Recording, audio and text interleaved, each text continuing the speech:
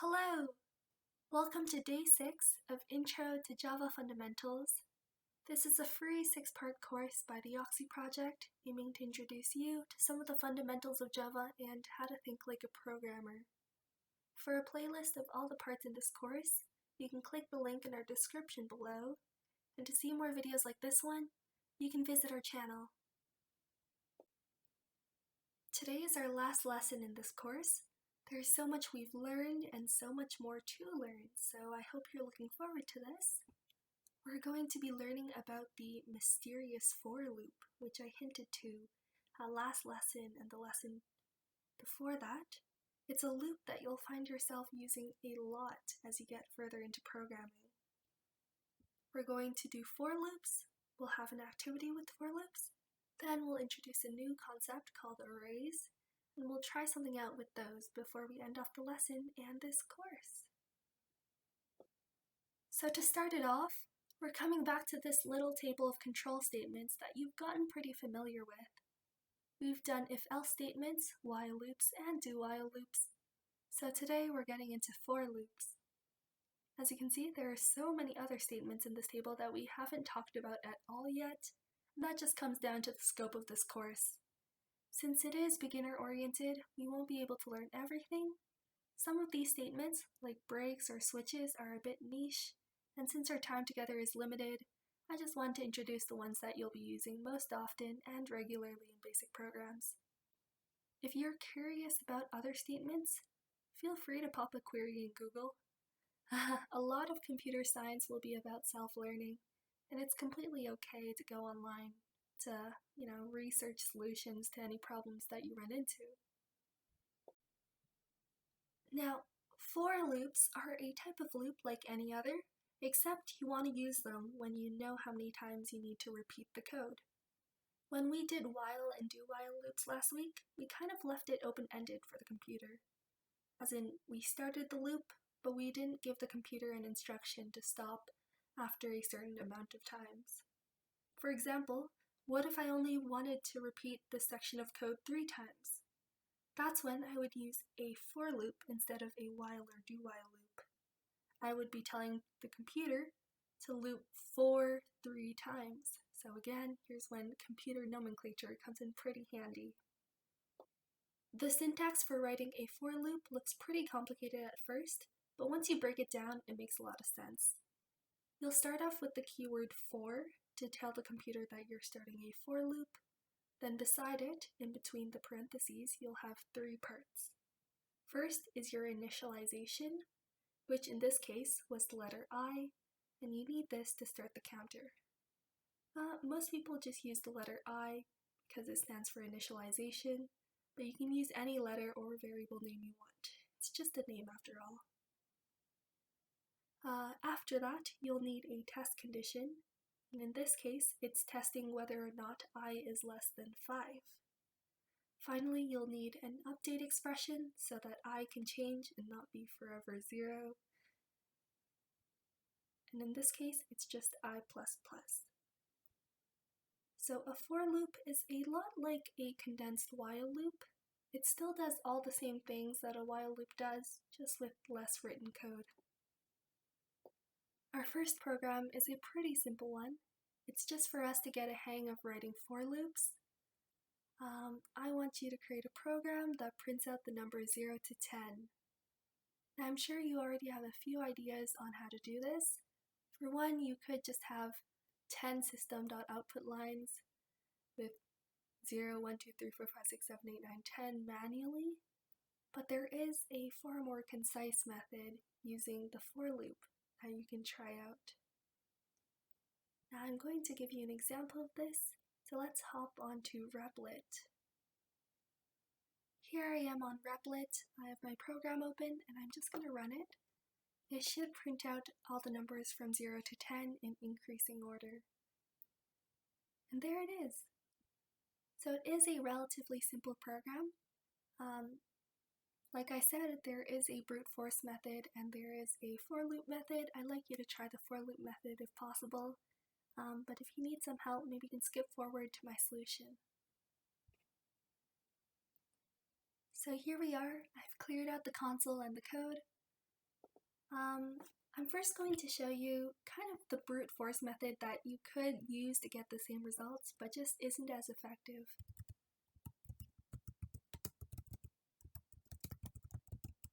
So in here, we'll just be using a bunch of output lines to print out each number. And, maybe we'll reduce our workload a little bit by copying and pasting.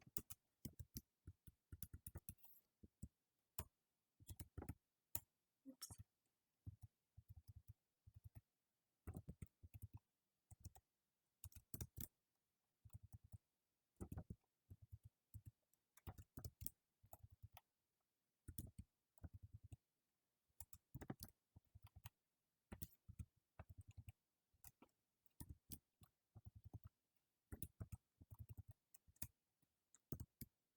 It's going to take a while.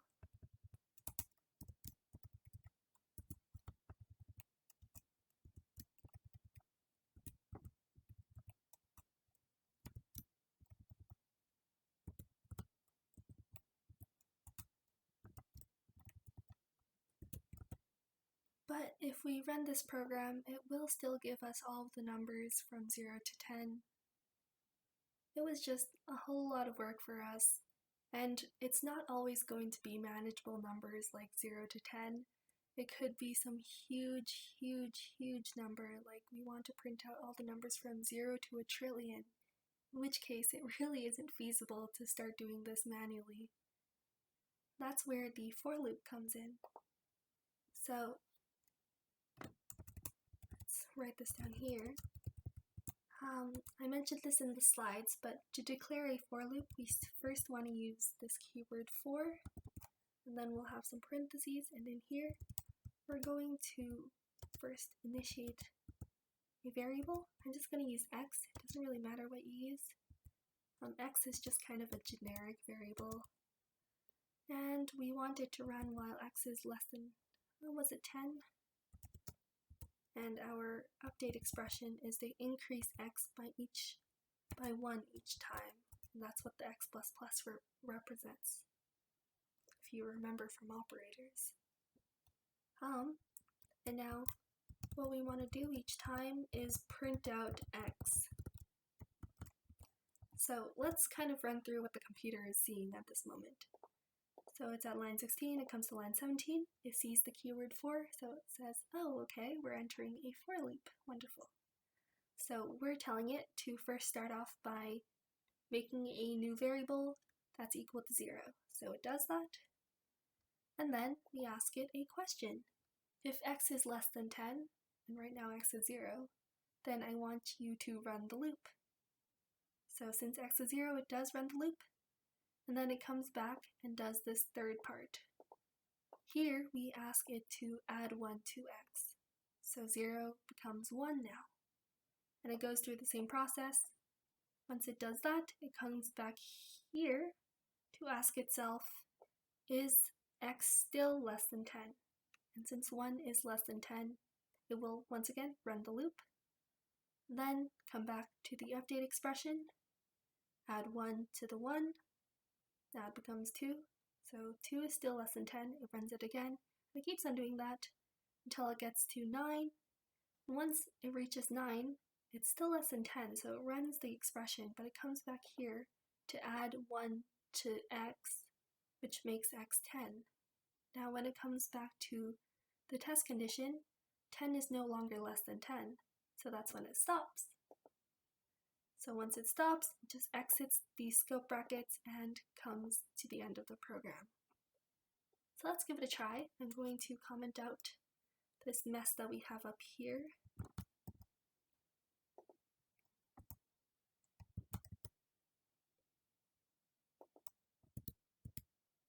Okay, oops. Switch the stars and the slash around. I'll run it, and theoretically it should give us the same answer. But there is a problem, which you may have already noticed. When we put x is less than 10, we weren't able to print out 10 because once it reached 10, it kind of ended the program. So there are kind of two ways to solve this problem. Pretty simple fixes actually. You can either make this less than or equal to 10, or you can make this less than 11. They'll both give you the same results, but one is better than the other just because one is kind of more readable. So I personally would suggest putting less than or equal to 10 so that when you're reading your code, it's kind of clear that you want it to print out from 0 to 10, whereas if you put x is less than 11, you might get confused and think that you want it to print from 0 to 11, right? Okay, well, don't take my word for it. Let's run the program and try it out. And indeed, it does print from 0 to 10. So that's a for loop, and this can go as big as you want. Like we could print numbers up to 100, 1,000, a trillion. All of these big numbers that we couldn't possibly do by brute forcing, we can do with loops. Now that we know how to use for loops, we've once again opened up more doors to new possibilities in computer science. We can do a lot more now than we could have 10 minutes ago. So let's not stop here. Let's open up more doors for ourselves. Our next topic is a new one related to variables. Arrays are basically variables that can store multiple values, and it's kind of like a list. The syntax for an array is a lot like a variable. First, you have to write the type of keyword. In my example here, I'm making a list of integers, so I wrote int. Then you give the variable a name, and I named it even numbers, since that's what I'll be storing. And after the name, you'll put 2 square brackets, and it kind of looks funny, but that's just how it is. The square brackets are how you tell the computer that you're creating an array. After the equal sign, you'll have curly braces that contain the values that you want to store in the array, separated by commas.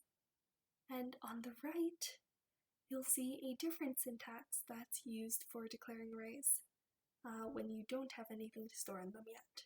So that's when you want to create a blank array. You'll have the same thing, int, then square brackets, then name, but after the equal sign, you'll write the keyword new int, then have a square bracket with a number inside. This number tells the computer how many spaces to create. Now here's where I give you a visual. An array is kind of like a shelf. A long, tall shelf that's 1 cubby wide and however many cubbies tall. The even number array that I made has 5 cubbies that are each storing a number. How do I know that the array has 5 cubbies? Well, it's because I have only declared 5 values, so the computer automatically makes 5 spaces to store 1 value each. Now on the right, I'm creating an empty shelf, but I still want to have a certain amount of cubbies. So I put the amount I want it to have between the square brackets, which means that this array has 10 cubbies that are empty and can be filled. Now arrays don't always have to hold integers. They can hold other types like chars or strings too. And in the next activity, we're going to be using a string array to create a shopping list. So we're going to have an array of grocery items that we want to print out to make a shopping list. Now here's where the for loop comes in handy again, because we'll need to use it to print out each item in the array. To give you an example of this, let's once again go to Replit. So I'm going to run this program, and it should have a nice shopping list printed out for us. Bread, milk, apples, peanut butter, looks good. You'll notice that each item actually has a little indent before it. It'll make more sense once you see my code, but it's kind of an optional thing. I'll give you some time to work on this. Of course, the items that you put in your shopping list are completely up to you. They don't have to be the same ones I have here. But yeah. Once you're ready for the solution, you can come back here and watch the rest of the video. Welcome back. Hope you had fun with this. I've cleared out a space for us to start coding. Naturally, the first thing we want to do is to start our shopping list. So let's create an array to store some grocery items. We're going to be using a string array because we'll be writing words inside it. And let's call it something simple like shopping list. Okay, so we have this. Don't forget the 2 square brackets to tell the computer that it is an array. Then we'll have the equal sign, and then the curly braces. So inside the curly braces are where we're going to be putting all of our grocery items. Let's start off with something simple like bread. Just going off of what I normally buy at a store. Bread and milk, just the good old staples. Maybe some apples too, like what I had before. And you can even put 2-word items in here like peanut butter or granola bars. As long as the words are encased in the 2 quotation marks, they will be included.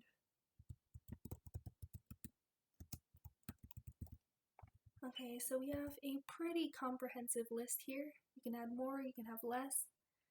But in my list there are 5 elements, so 5 items. That means my array is 5 cubbies tall, if we're using the shelf analogy still. So to print this out, we're going to be using something pretty clever. The for loop that you learned earlier in the lesson is going to come in handy now, because we will want to start looping through each element in this shopping list, because the computer can only access these items through shopping list. And how it's going to work is kind of like this. It'll go to shopping list item 1, and then it'll go to shopping list item 2, and item 3, item 4, item 5. Now the thing is, the computer doesn't actually start counting at 1, it starts counting at 0. So while we would call bread the first item of this list, in regular English, the computer calls this element 0. So if we wanted to call this in our code, we would have to refer to bread as element 0. So it would actually look something like this. We'll have the name of the array, the square brackets, and then inside the square brackets, it'll be the number. So this, all this wordiness is equal to the word bread. The same is true for the other things in this list. So shopping list item 1 is equal to milk. Shopping list item 4 is equal to granola bars. And shopping list item 5 doesn't exist. There's nothing after granola bars. So if we tried to put that in our computer, it would just be an error. So knowing this, if we tried to print out something like shopping list item 5, it should, not shopping list item 5, shopping list item 3, let's say. It should give us peanut butter.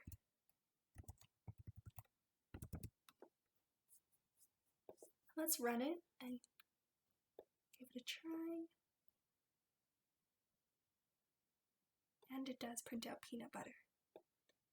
Okay, so how we can use this in our for loop is we can have this number replaced with a variable. So I'll just call it index. It's a pretty generic variable. And x is going to be less than something. What is it going to be less than? Well, it has to be less than the number of items in this list. In this case, we want it to be less than 5.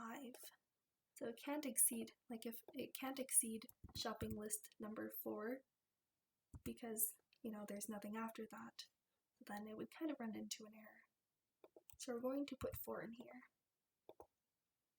After that, we'll just need an incrementer, x++,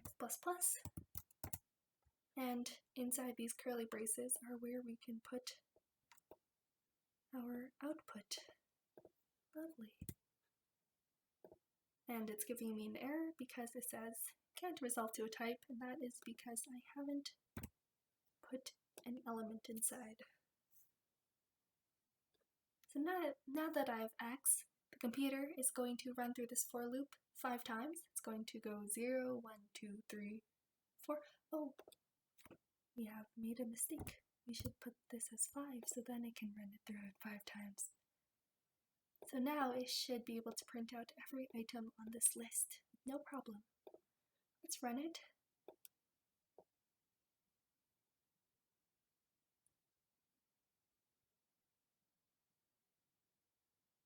And we have all our items here.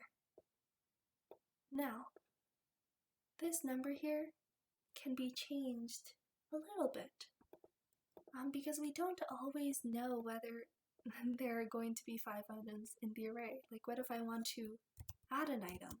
Let's say I also want to buy bananas. Now, this code doesn't work anymore because it's still stuck at 5, but there are now 6 items in the list. So would we manually have to change it? Well, we could, but there is a better way. We can use something called a .length function. And how it works is this. You're going to have the name of your array, so shopping list, and then you're going to put a dot and then the word length. Now what this does is it returns the length of your shopping list, so the length of the array, which means how many items are in the array. And so this right here is equal to the number 6. There are 6 items in the array, so this wordy stuff is actually equal to the number 6. Now you might be wondering, why the heck would I use such a long piece of code for a number? That's because this is variable. Like, the array can change if I want to add or take out things. So you want to have a bit of flexibility in your code to be able to address it. Now, it should still run as normal, except now it will print out an extra item at the bottom, bananas. Wonderful! Okay, so this looks about it, but if you remember from my demo earlier, there was actually an indent I added before each item, just to make it a bit easier to read. Now, there is a shortcut for adding indents, but before that, I'm going to give this item a title. Now, if you remember from a few lessons ago, I taught you about the little shortcut that we took to print out an n line, which is a \n. And as it turns out, there is a similar one for starting a tab.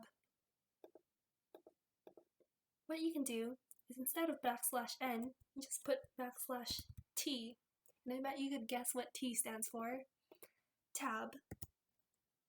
And what this does is it basically will add an extra tab. So yeah, we can use this down here in front of each item in the shopping list by having little quotation marks to indicate a string is about to be put down, and then a \t. But of course we have to connect these with just a plus sign. So now when we run this, we should have shopping list printed out, and all of our items should be indented. And it is! Great! So that's it for shopping list. It's a pretty simple program, but very versatile. You can kind of extend this to all sorts of things. And we're back. We're now at the end of our lesson. This is the last installment to our Beginner's Java course, so our journey together ends here, but your personal learning never stops. There's still tons of knowledge to be gained and lots of fun projects to be had. Thank you again for taking an interest in learning Java. I know this skill will open lots of opportunities to you in the future, so good luck and best wishes.